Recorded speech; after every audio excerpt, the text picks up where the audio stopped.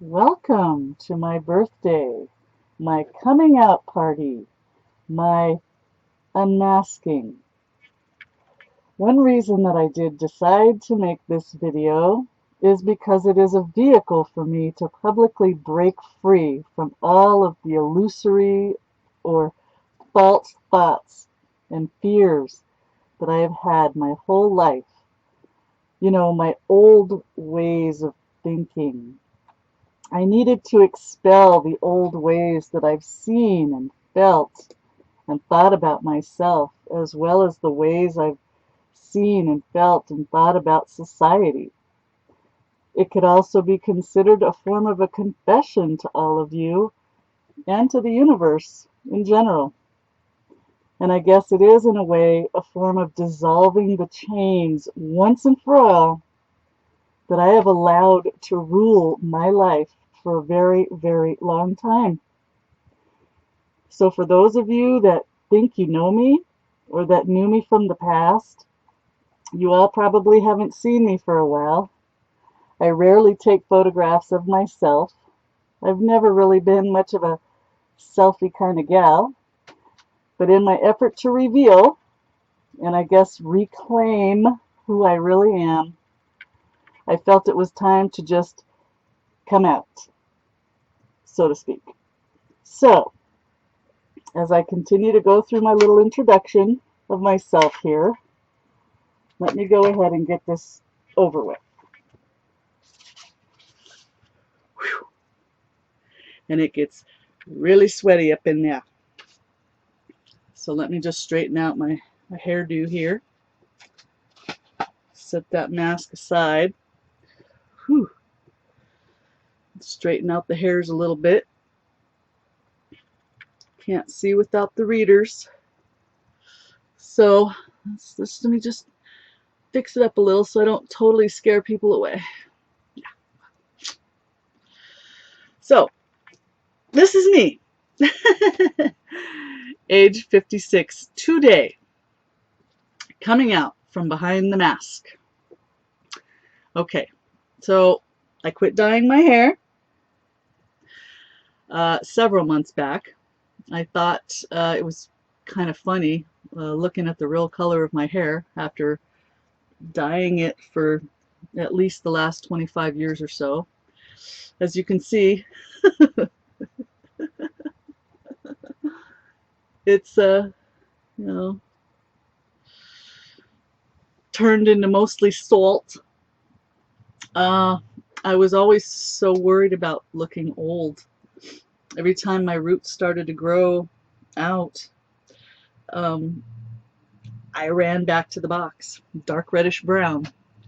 But hey, let's face it, we all get old if we're lucky, and looks fade as they are meant to. But as long as our hearts are pure, that's really what should count, right? I mean, if we have genuineness in our hearts, that's what will emanate outward. And that's what we should all see. That's what we should all look for in one another. Not our fakeness, not a mask. So for me, I'm going to own my age. I earned every gray hair, every bag, and every wrinkle. So let me just real quick give you a really cool, fun fact. Today is 11/11. I am now 56 years old. And if you add 5 plus 6, well, yeah, you get 11. Being a numbers kind of gal, I was having too much fun with this, especially because of how symbolism has been revealing itself in my life lately. So at the end of this presentation, if you can tolerate me for the next 30 minutes or so, stay until the end and I will tell you how the number 11 ties into this whole thing. Okay? And also you'll notice the reflection in my glasses. I do have a script here because if I go off topic, I'll never find my way back. So I am reading from my outline script here on the screen. So forgive me if the reflection on my glasses is a little bit distracting. Okay, so all kinds of stuff is happening right now, and I feel compelled, like it's my duty or something, to do this. And I'll probably end up doing more of this because I can't just ignore this stuff anymore. I have to do something. So I got to start somewhere. So that's what leads me to the main reason why I needed to make this video. Okay. So back when I was little, like 6-ish, my older sister got pregnant by a monster who was disguised as a person, and she ended up marrying it. So that meant that the monster was involved directly with our entire family. My sister became emancipated. She was only 16, and they eventually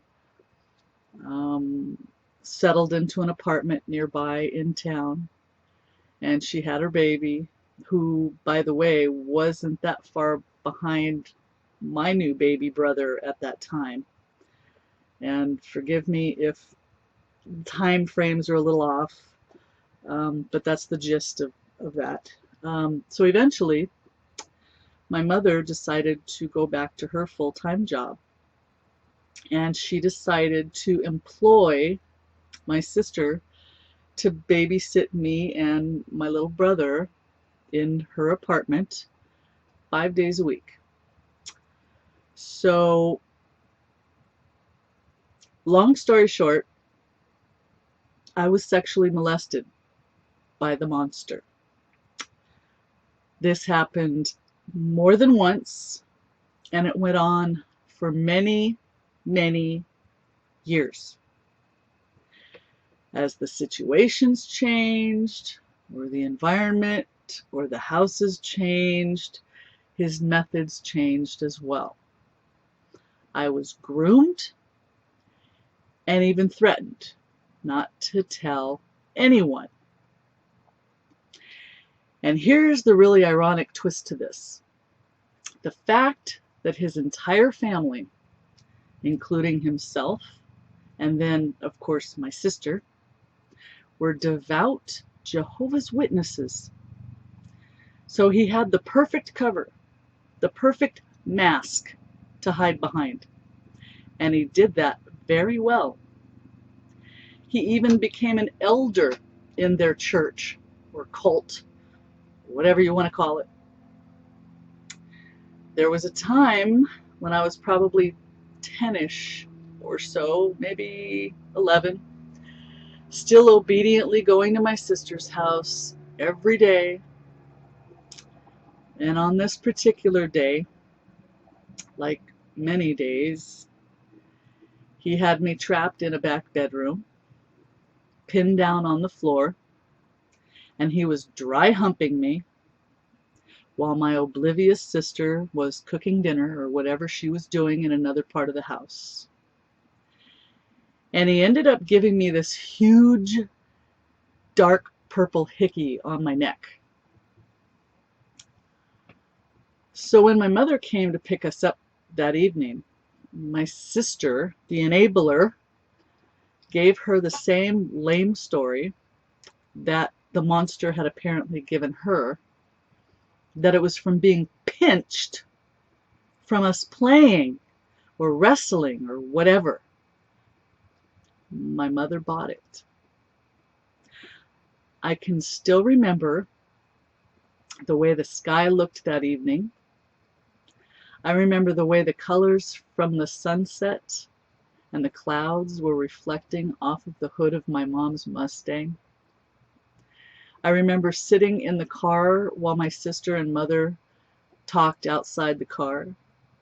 And I was thinking that maybe I would finally maybe be freed or rescued or something from having to face this monster every day.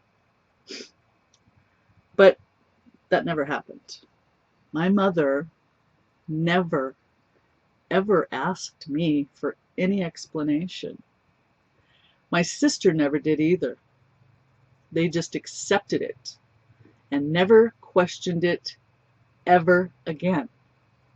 Can you imagine having to go to school like that with a big glob of cover-up, mismatched foundation makeup to try to hide a hickey, a big purple hickey for days, knowing how it actually got there and being expected to lie about it if anybody happened to ask? Really? So needless to say, I grew up feeling dirty, guilty, and abandoned. I was tormented by this monster for years. He had even made my sister, check this out, he made my sister teach me how to properly massage his back. So when she was busy cooking his dinner or doing other household chores, he could command me to massage his back after I removed his boots and socks. Every day when he'd come home from work. I wasn't his wife, but I was forced into his servitude just the same. Nobody ever helped me. Everyone that should have been paying attention and standing up for me let me down. It makes me sick to my stomach even talking about it today. All through elementary school and through a large portion of junior high, until I was finally able to convince my mom to let me go home alone after school instead of going to my sister's house. And I think it's really funny how, parents try to protect us from all the other stuff, yet the real threats are right under their freaking noses the whole time. So of course, all this stuff led me to all kinds of bad choices of my own later on. Drugs and booze, anything to try to kill the pain. I turned my disappointment inward onto myself. But the point is that for a long time, I felt that there was no justice in the world. The more I learned, the more I saw only bad people and injustice. And everyone in my life always seemed to keep letting me down. It was like replaying an old record over and over in my head. The faces may have changed, but it was always the same old story. Anyway, a few years later, another family member spoke out. And I learned that when this other person told, she was excommunicated from their cult congregation. And so apparently he confessed to the cult about his misdeeds, but they just bumped him down a notch from being a respected elder to a repentant non-elder, whatever that would be. Basically, they gave him a slap on the hand. But the victim that reported him was cast out of the congregation because she reported him. And my sister, my oblivious, enabling sister, went along with it, because that's another rule of the cult.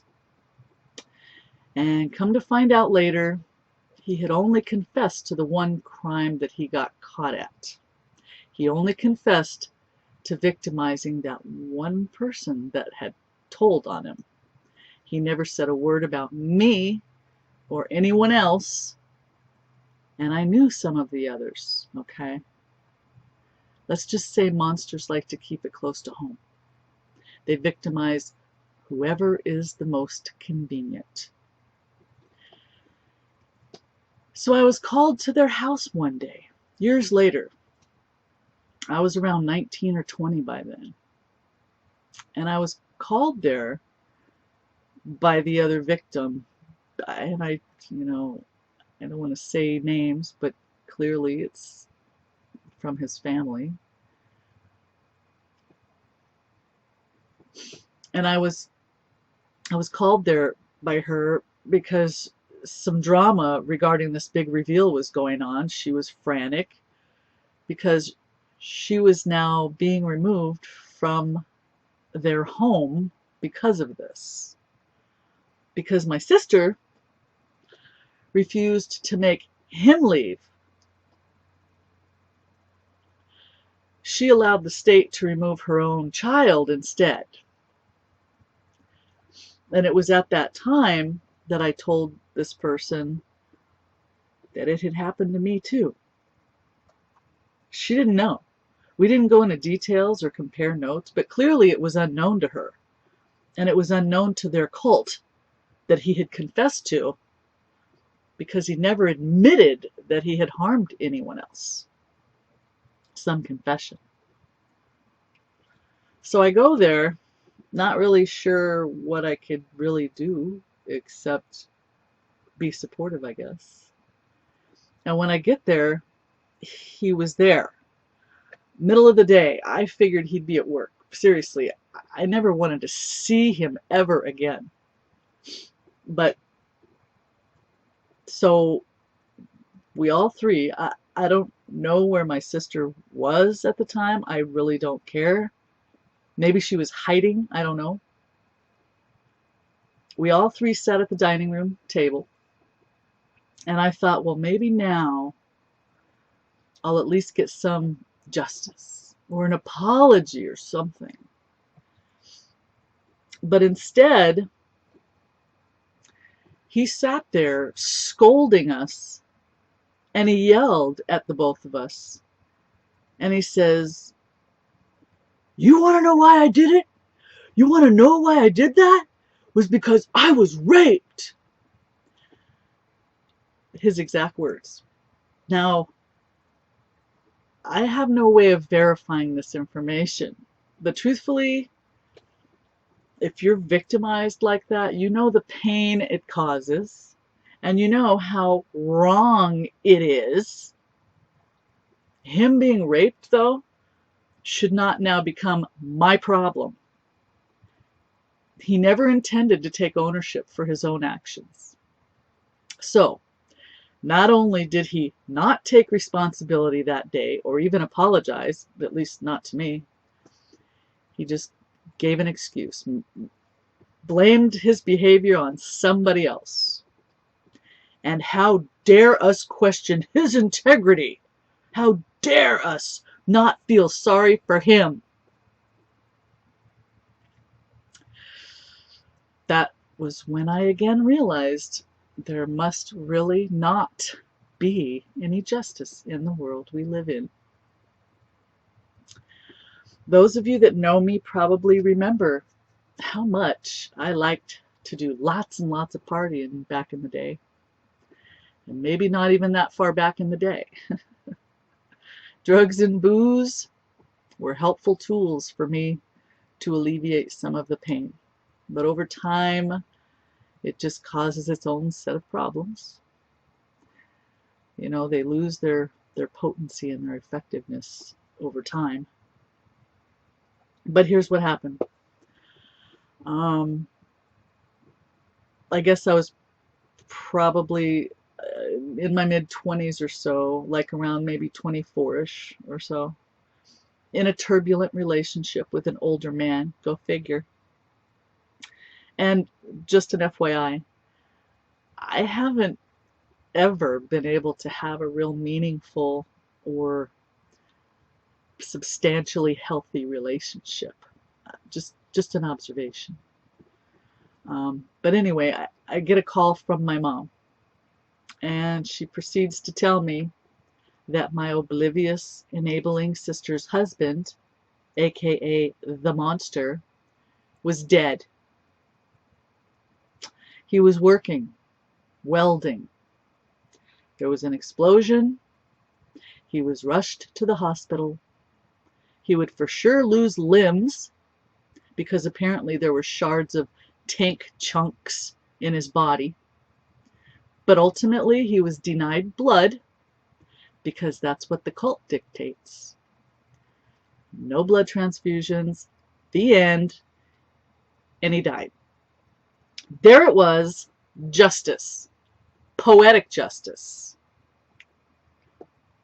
Now, it still took me another 30 years or so to really get the significance of that. I knew karma was in there somewhere. It had to be. I just hadn't grasped the entire meaning of it yet. But there are some lessons here. There is a message in this story. There are some teachable moments here, and that's really what this video is all about. With all of the news lately about sexual misconduct, molestations, and rape accusations, from Cosby to O'Reilly to Weinstein and so many others, all of those pigs in between. Do y'all see any patterns here?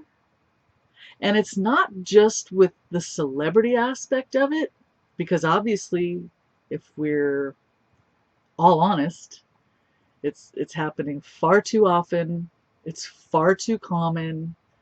We'll never get an accurate calculation of how often it happens, of how prevalent it really is in society, because it goes on behind closed doors in our own homes, right under our damn noses.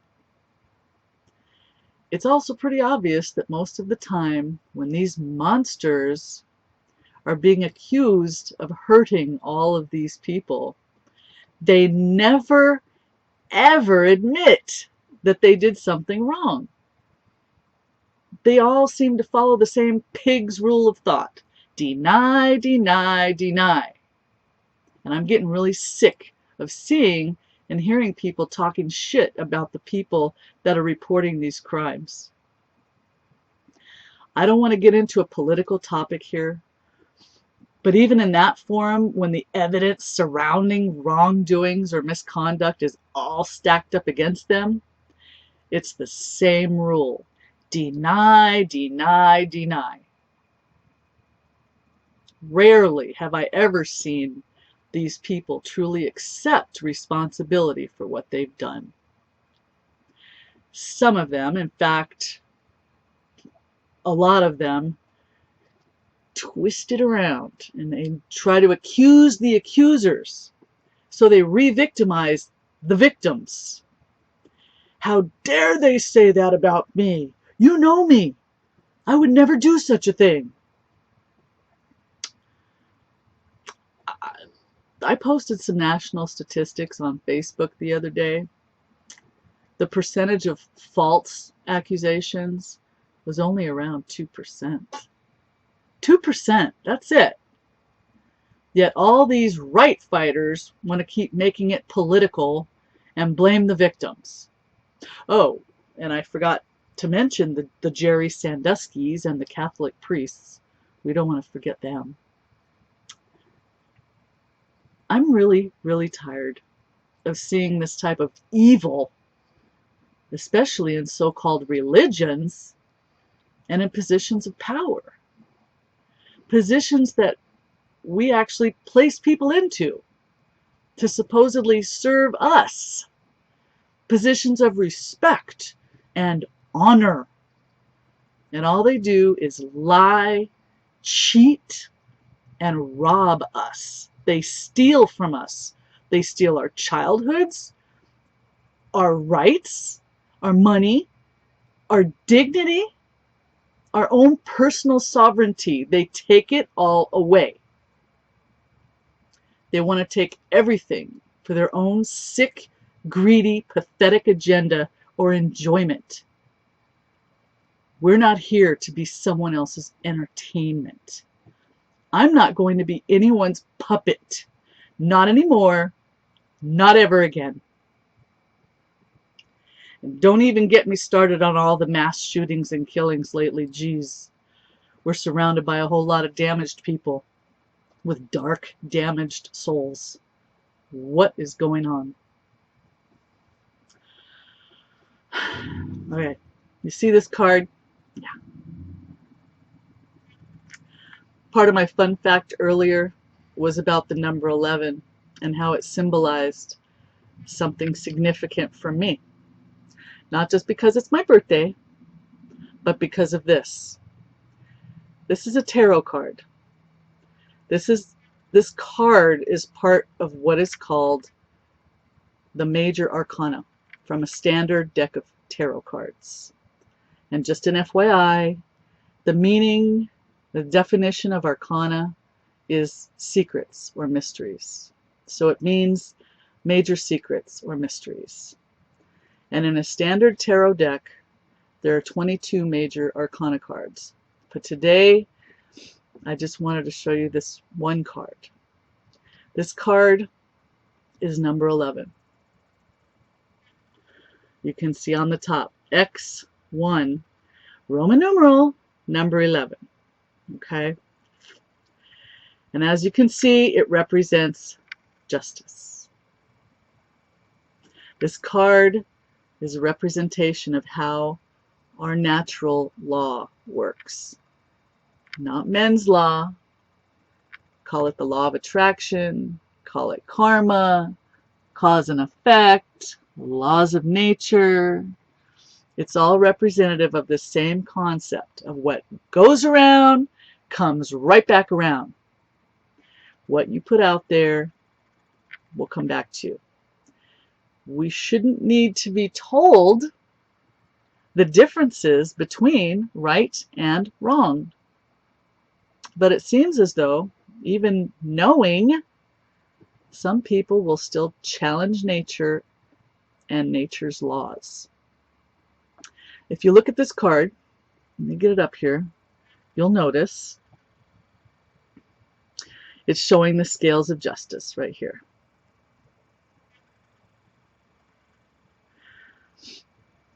You'll notice that they are perfectly balanced.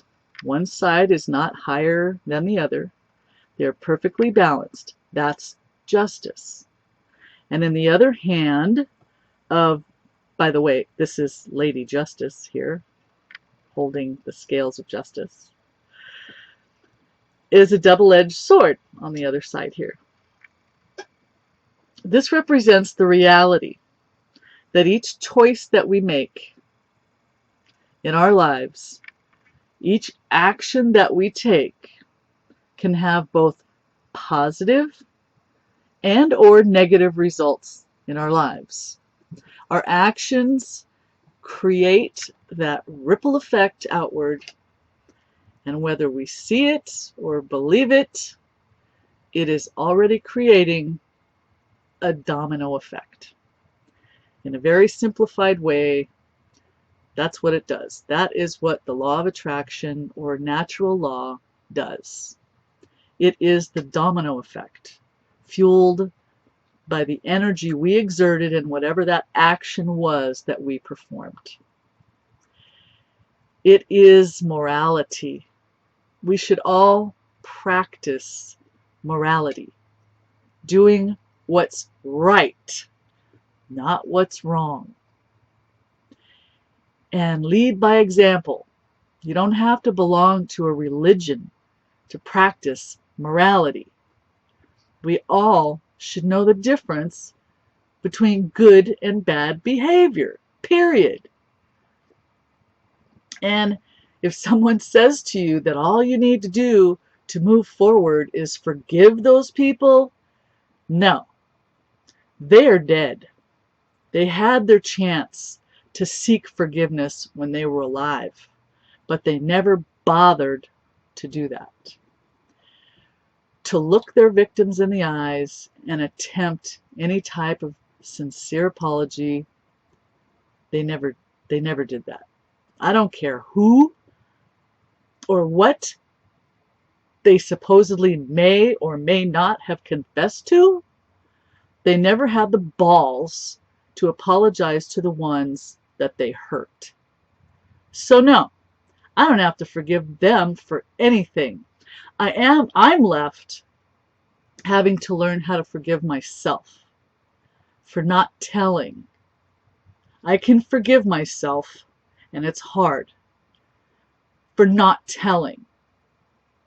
And I can forgive myself for all the years I was being hateful and self-destructive towards myself. That's it.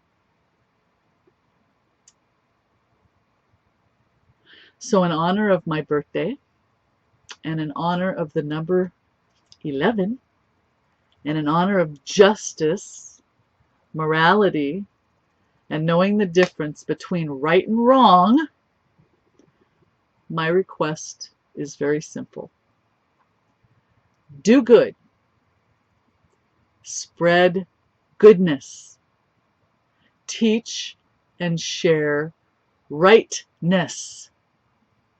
Because we need to correct the imbalances in our world right now. Shit is out of balance. And if you can't feel it, just slow down and look around and pay attention. It's not going to fix itself. Ignoring the bad never makes it go away. It festers. It may seem easier to ignore it, but all that does is perpetuate the imbalance of evil and bad behavior. Please don't keep ignoring it and looking the other way. Some people don't know how to ask for help. Fight for what is right and don't defend what is wrong. Stop defending bad behavior. Pay less attention to Dancing with the Stars or the football games or even Facebook. And I'm guilty. I'm not perfect either. I can get so caught up in the negativity for sure. But it just frustrates me more. And I lose my positive momentum. But pay closer attention to the cries you might hear in the form of uncomfortable silence, or maybe even oddly withdrawn behavior. Many drug addicts were abused, by the way. They're suffering, and like I used to, they were just trying. They're trying to unfeel the pain that they carry around with them because of the unresolved injustices. It's really sad. Pay attention to how people treat animals. That's a huge indicator as to how they treat other sentient beings in general. No shit. Pay attention to your own intuition. If it feels funny in your gut, listen to your gut. That's what that feeling is for. We've been distracted far too long. Don't let the distractions blind you from the truth and what is right. There are always little subtle giveaway signs, so pay attention. If you have harmed anyone in your life, I recommend that you find a way to make a sincere effort to apologize to them. None of us are perfect, and we all make mistakes. And to anyone out there listening, if I've ever hurt you in any way at all, I am so sorry. I sincerely apologize. I am very sorry. Truth could be the break that somebody else needs, and somebody else might be waiting for that right now. Look for any opportunity to spread love, light, goodness, hope, and most of all, truth. We've got to get the wheels back on the right track here. Nature can sometimes take a while to effect its justice, but we can help right some wrongs if we try. And if we just pay attention, be mindful of where your dominoes are falling. Be mindful of the seeds that you are planting, not only in your actions, but also in your words. Pay attention when you begin to judge other people. What is your intention there? Pay attention to creating unity instead of division. Pay attention at work. Pay attention at home. Pay attention to the babysitter. Pay attention to your gut. If it feels bad, it probably is bad. Now, in honor of 11/11, my birthday wish is that you all like and share this video. I would really like to thank all of you for listening to me here today. You can visit my new page on Facebook, Puppet Uninterrupted, and my new website at puppetuninterrupted.com, which is in its infancy, but I do plan on adding more content to it as I go along. Here's my card, puppetuninterrupted.com. I'm hoping to do more videos as well because, golly, there's just so many topics to discuss. So, at any rate, thank you all for your time. Thank you for listening. Pay attention. I love you all. Take care. Have a great day. Peace.